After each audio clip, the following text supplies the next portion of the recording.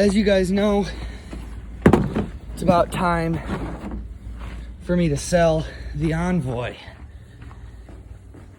And we've been fixing the four-wheel drive, patching up the rust a little bit, new flex pipe, and of course, a fresh oil change for the new owners. Don't mind the fact that they're different color bottles. They're both high mileage 5W30. And right over there, we got the good old bottle of Lucas. Let's go.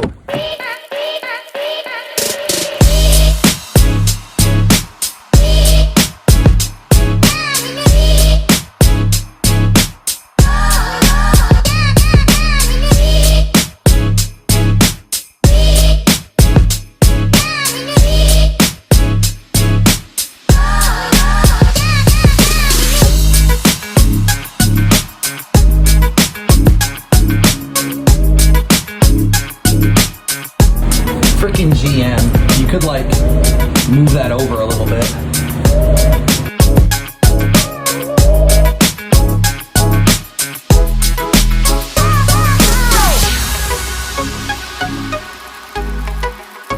There's Lucas oil treatment.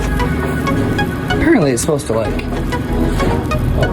make things stop making noises, but that is thick.